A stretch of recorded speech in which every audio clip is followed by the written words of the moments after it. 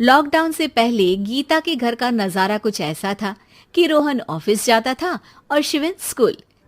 जिनके घर से जाने के बाद गीता काम खत्म करके बाकी समय आराम करती थी। लेकिन लॉकडाउन के बाद ऑफिस और स्कूल घर में ही खुल गए और इससे गीता का हाल वो तो आपको देखने में ही मजा आएगा। शिविन, ओ शिविन, महाराज उठने के लिए क्या 21 तोपों की सलामी लेंगे? अरे बिस्तर से बाहर निकल, ऑनलाइन क्लास स्टार्ट होने वाली है। अरे तुम भी हद करती हो, स्पीकर की तरह चिल्लाने की क्या जरूरत है? दिख नहीं रहा मेरी कॉन्फ्रेंस चल रही है। अब कैमरा और स्पीकर ऑन कर रहा हूं, मुझे कोई शोर नहीं चाहिए। इस पर जैसे ही रोहन लैपटॉप का कैमरा और स्पीकर ऑन करता है तभी कुकर की सीटी बजती है। करा लो अब इसे चुप। लॉकडाउन नहीं हुआ, मेरी मौत का फरमान जारी हो गया। दोनों बाप बेटे ने नाक में दम किया हुआ है। ऐसा बोलकर गीता वहां से शिविन के कमरे में पहुंच जाती है, जहां शिविन अभी भी सो रहा होता है। ओ आलसी, अब अगर 5 मिनट में नहीं उठाना तो आज तेरा गेम और यूट्यूब कैंसिल। माँ की बात सुनकर शिविन बिना 1 मिनट गंवाए उठ खड़ा होता है। उठ गया, अभी नहाकर भी आता हूँ। ये नाटक कहीं और, मुंह पर गीला कपड़ा मार और पढ़ने बैठ। शिविन की ऑनलाइन क्लास स्टार्ट हो जाती है, जिस पर गीता उसे वहां बिठाकर रसोई में चली जाती है। थोड़ी देर में उसे कमरे से कुछ आवाज सुनाई देती है, जिसे सुनकर वो कमरे में वापस आती है। हाय राम, तुझे क्लास अटेंड करने के लिए बोला था, कैमरा ऑफ करके बिस्तर पर नाचने के लिए नहीं बोला था। मम्मी मुझे कुछ समझ नहीं आ रहा, आप बाद में पढ़ा देना ना, वैसे भी अटेंडेंस तो लगी गई है। हाँ बेटा, जरूर बन जा, तू अभी से हम सबका बाप बन जा। अरे नहीं मतलब कहाँ से लाते हो इतना दिमाग, और पढ़ाई करते हुए ये चला कहाँ जाता है? नाइस क्वेश्चन, दिमाग से पूछकर बता दूंगा। शिविन की बातों से परेशान होकर गीता उसे मारने के लिए जैसे ही आगे बढ़ती है तभी वो कमरे से बाहर भाग जाता है। अब शिविन आगे आगे और गीता हाथ में चप्पल पकड़े उसके पीछे पीछे पूरे घर में दोनों घूम रहे होते हैं। इसी बीच वो रोहन के पास पहुंच जाता है और शिविन को मारने वाली चप्पल रोहन के लैपटॉप पर जाकर गिरती है। ओए माँ! मम्मी, अब पापा को चप्पल मार रही हो? वो आज तक के रिपोर्टर, चुपचाप जाकर क्लास अटेंड कर ले, नहीं तो अगली तेरे पीछे लगेगी।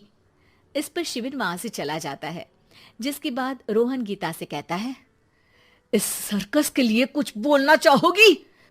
अरे क्या करूं, जब से तुम दोनों घर में रहने लगे हो, घर अपने आप ही सर्कस बन गया है और मैं तुम्हारी नौकर। कभी बेटी को संभालो तो कभी बाप के नखरे उठाओ।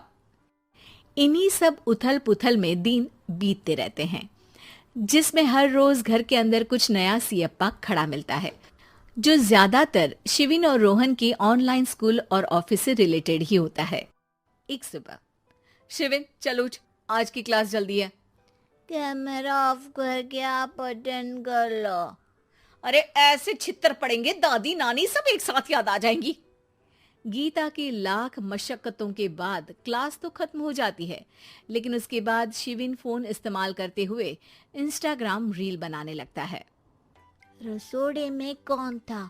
तुम थी, मैं थी, कौन था? कौन था? हाँ, मैं गरीब हूँ। अरे ओ गरीब के बेटे, आजा, मैं बनाती हूँ तुझे गरीब। मैं बताती हूँ रसोड़े में कौन था। पढ़ाई करने बोलो तो इनकी माँ मर जाती है, और ये पागलपंतियां जितनी मर्जी करा लो।